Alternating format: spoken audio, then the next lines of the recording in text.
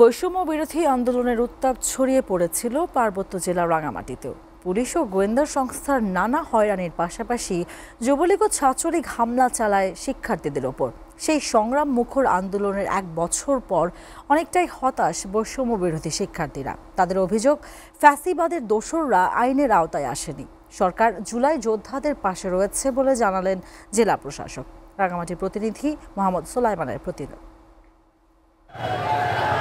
2024-এর 11 জুলাই প্রথমবারের মতো আন্দোলনে নামে রাঙামাটি বিজ্ঞান ও প্রযুক্তি বিশ্ববিদ্যালয়ের শিক্ষার্থীরা। প্রথমে শহরের কয়েকটি এলাকায় মিছিল করে তারা। এসব আন্দোলন দমনে শিক্ষার্থীদের নানাভাবে হয়রানি করে পুলিশ ও গোয়েন্দা সংস্থার লোকজন। এ সময় ছাত্রদের দমনে মরিয়া হয়ে ওঠে যুবলীগ ও ছাত্রলীগ।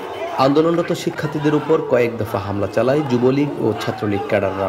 ভয়ের চাইতে প্রতিবাদের জেরটা সবচাইতে বেশি ছিল, কারণ আমি দেখতে পাচ্ছি বিনা কারণে যৌক্তিক আন্দোলনে হামলা চালানো হচ্ছে। কর্মসূচি আহ্বান করি এবং এর পরবর্তীতে আমরা প্রায় 4 আগস্ট পর্যন্ত আমরা লাগাতার কর্মসূচি করার জন্য চেষ্টা করি। এদিকে দেশের বিভিন্ন এলাকায় রাঙামাটির শিক্ষার্থীরা আন্দোলনে অংশ নিয়ে আহত হয়। লংগদু উপজেলার এক শিক্ষার্থী চোখ হারান। চট্টগ্রামে আন্দোলনে অংশ নিয়ে পায়ে গুলিবিদ্ধ হন মুজাহিদুল ইসলাম সাজিদ। আন্দোলনের এক বছর পর হতাশায় নিমজ্জিত জীবন বাজি রাখা এসব শিক্ষার্থীরা। স্বপ্ন দেখা শুরু করছিলাম নতুন বাংলাদেশ বিনির্মাণ হবে, কিন্তু আমরা দিনের পর দিন দেখছি রাজনৈতিক দলগুলোর মধ্যে ঐক্য নষ্ট। আমাদের পুরো টিমকে ওনারা থানায় নিয়ে যায়, নিয়ে ওনারা ওখানে আমাদেরকে একটা অবরুদ্ধ করে রাখে এবং ওনারা আমাদের থেকে বিভিন্নভাবে হুমকি দামকি দেয় যেন আমরা এই কোটা আন্দোলনকে আরও সামনে আগায় না আনি। তবে জুলাই বিপ্লবে অংশগ্রহণকারী শিক্ষার্থীরা যেন কোনোভাবেই ভেঙে না পড়েন সে লক্ষ্যে সরকার তাদের পাশে রয়েছে বলে জানান জেলা প্রশাসক।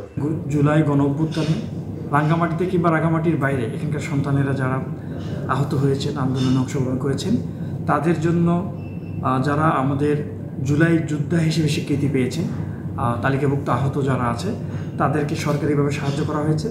পাশাপাশি যারা আহত হয়েছেন তাদেরকে আমরা জেলা প্রশাসনের পক্ষ থেকেও নানাভাবে তাদেরকে আর্থিক সহযোগিতা করেছি।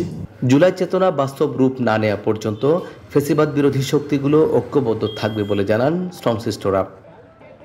মোহাম্মদ সোলাইমান, SA TV, রাঙামাটি।